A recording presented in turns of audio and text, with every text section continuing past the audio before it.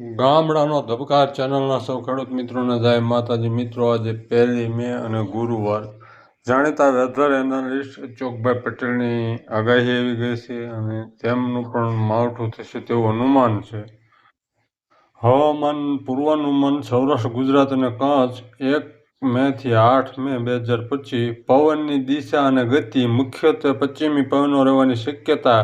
કેટલાક દિવસોમાં વાતાવરણમાં અસ્થિરતાઓને કારણે પવનની દિશામાં અસ્થિરતા જોવા મળી શકે. પવનની ગતિ 10 થી 15 કિલોમીટર, જ્યારે ઝાટકાના પવનો 20 થી 35 કિલોમીટર કલાક સુધીના રહેશે.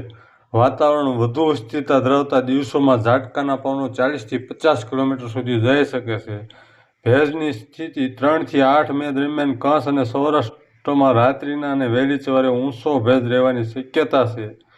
કમોસમી વરસાદ. 6 થી 8 મે દરમિયાન કમોસમી વરસાદની શક્યતા છે. વિવિધ હવામાન સિસ્ટમોના પરસ્પર કેવી રીતે અસર થશે તે હજુ સ્પષ્ટ નથી, તેથી હાલના વરસાદ માત્રા અને વિસ્તાર માટે નોંધપાત્ર અનિશ્ચિતતા છે. ફરી અપડેટ આગામી દિવસોમાં આપવામાં આવશે.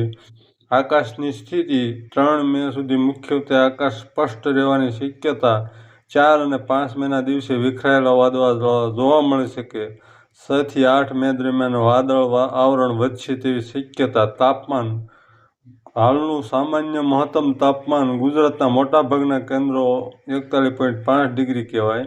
ડીસા 40.7 ડિગ્રી કહેવાય. ભુજ 40.1 ડિગ્રી. અમરેલી 42.42 ડિગ્રી.